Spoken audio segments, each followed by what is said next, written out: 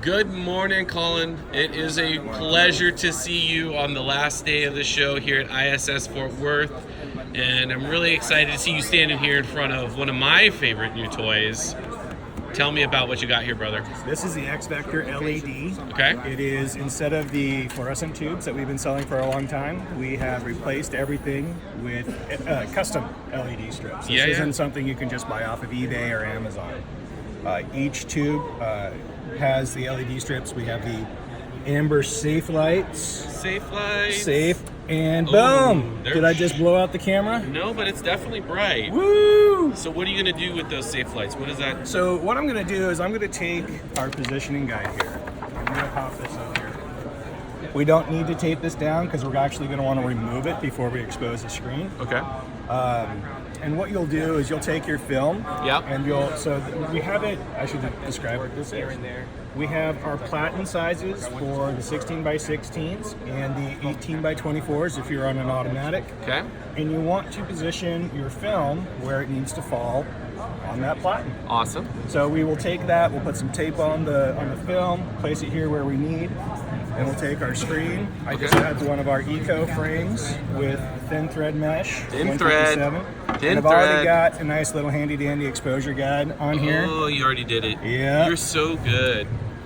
So what we would do is we'd have our film here, place this down, get that lined up, come down, place that, get this smooth. Making sure there's no lumps or nothing. No bumps, no air pockets, nothing. Pull that up. And then sometimes you might go, oh, the tape was folded, whatever it is. Just do a little quick adjustment.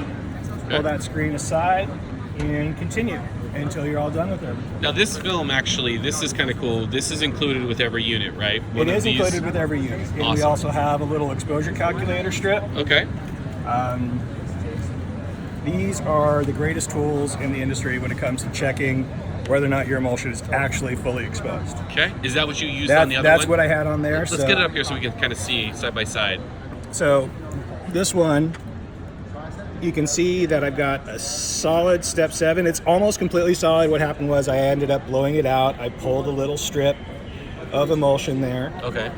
But this is what it looks like side by side.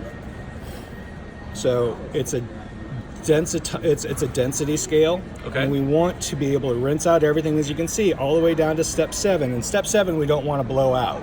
Yeah. We want that to be solid. So some of it lifted there just because of... Yeah. I let it soak a little long. And okay. I was being a little silly probably when I exposed that. So, awesome. Yeah. So we will take that, and then once we have everything done, we'll pull this off. Pop our screen on there, but before Wait, what was that cool thing you got there? This is the vacuum drawdown cord. When this comes down, we have it positioned right here so that this falls on top of it. And so that's the intake for the vacuum. Right. So here, let me put the screen in here.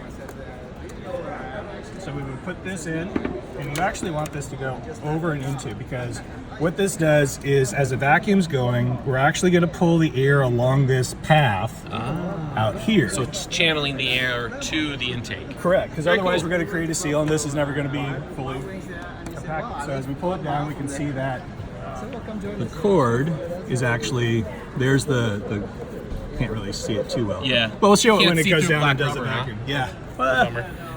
Maybe a good thing. Yeah. But I wanted to show off what the LED lights look like. Oh, please. So, ready? Yep.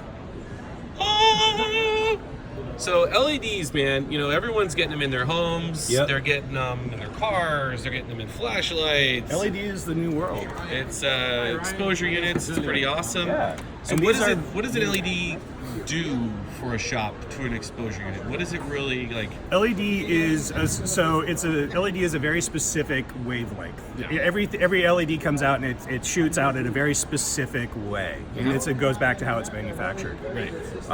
With LEDs for screen printing, you specifically want 405 nanometer for the wavelength. Yep. Getting a little technical here. Technical is cool, man. We Technicals, love it. I personally love all the technical stuff. I'm kind of a geek that way. We love it. But the wattage is really important. If it's low wattage, it's not going to punch through the emulsion very well. Your burns are going to take really, really long, Okay. And what happens in those situations, like if it doesn't essentially cure properly? You get an underexposed stencil. You are going to find you'll have premature screen failure. If you're doing water-based, your screen's going to fall apart quickly, even though you think you've got a good solid burn. So it looks good, but actually it's kind of like a souffle or something. It's soft on the inside. Right, and well, you didn't cook it right, and it's just going to collapse on itself. Got it. Okay. Cool, That's where the exposure calculator is really, really important. And it's not just hitting it really quick with water and going, I got a solid step 7. Right. You need to let it sit and soak up water. Either get a dipping tank where you can submerge, dump tank where you can submerge the screen in there. Yep. Let it sit for 30 seconds to a minute at least. It's gonna really, honestly, you can leave it in there for half an hour if it's a properly exposed screen. You can leave it in there all day, a weekend. Put it in there on Friday, come back on a Monday. It's not gonna hurt the stencil. Right. And then you go and spray it out. It'd probably be super easy at that point. Longer you soak, is it normally the easier? Well, by the time, if you pull it out on a Monday morning, you're going to go, where did it all go? It's clean. We're good. But that's what you want. You want everything to soak up so that it falls out easy. But that's also going to give you the best read on your exposure calculator. Because you need to know exactly where it's at. Yeah. So I'm going to go ahead and start this up. Sweet. Turn on the vacuum. We can see how that works.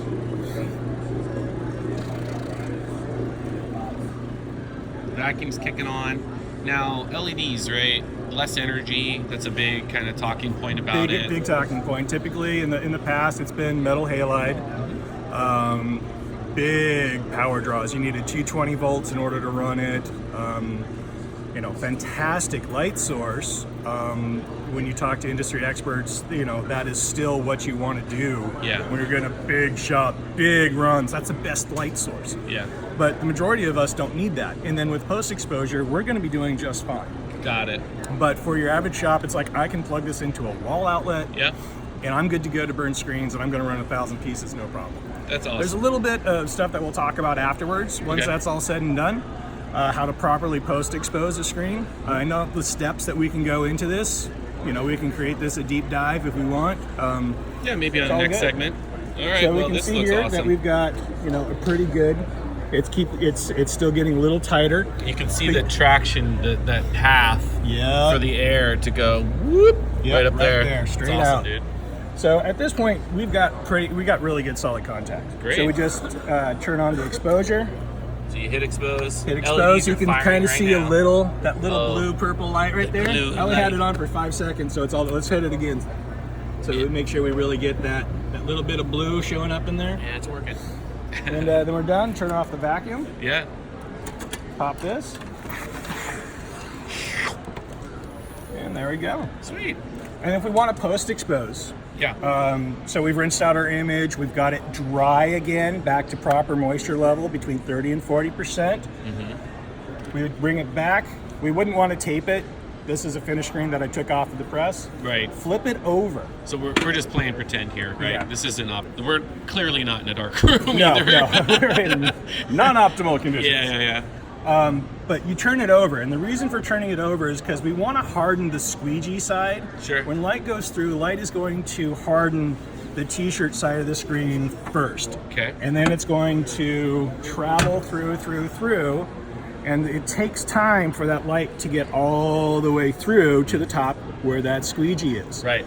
So that's the last bit that gets exposed, and when we go to harden it, that's the first bit that we want to expose. Okay. So we just flip it over. Flipped over.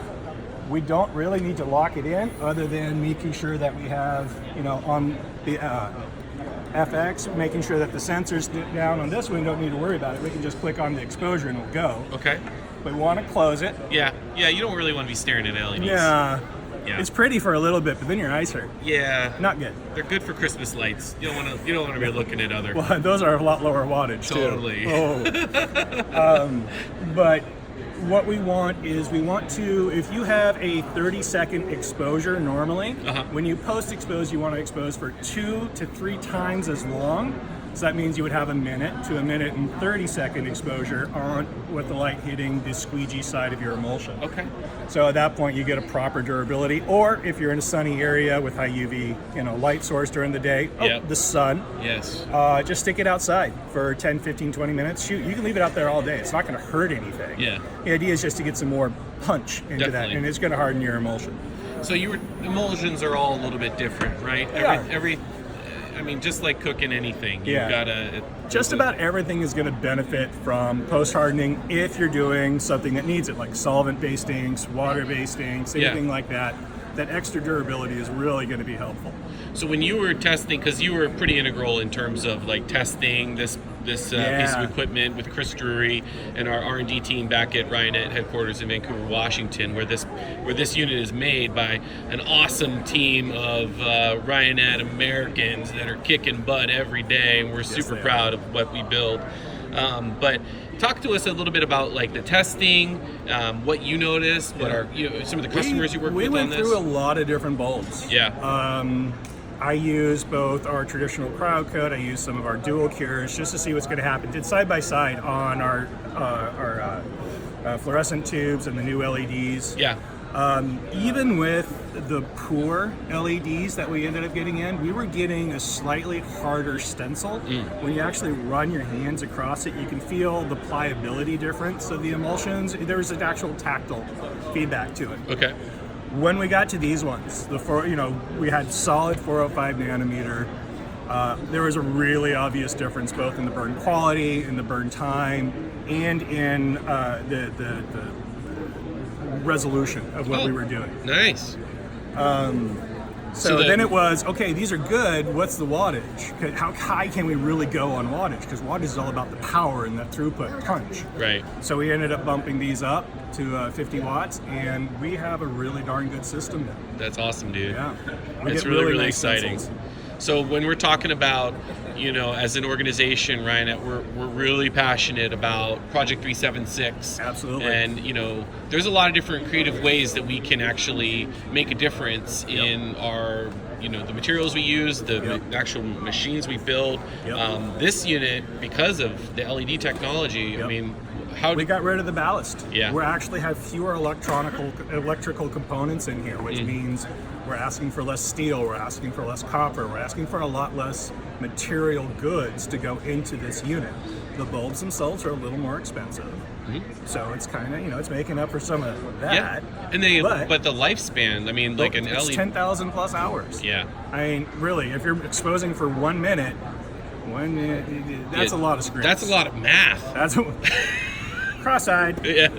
But awesome. It'll last you a long time. You're doing 10 screens a day. That's 1 minute per screen. That's 10 minutes. So 6 days is 1 hour. 10,000. Okay. 60,000. Wow. That's awesome, dude. So this is a unit that's going to last. Any printer that wants to get an exposure unit that is gonna, they're gonna love this. It's gonna outlive them potentially. Absolutely. And it's pretty awesome to be able to, serve our customers with something that is really going to take good care of them and their customers' needs for an amazing output exposures every single time. I dig this unit.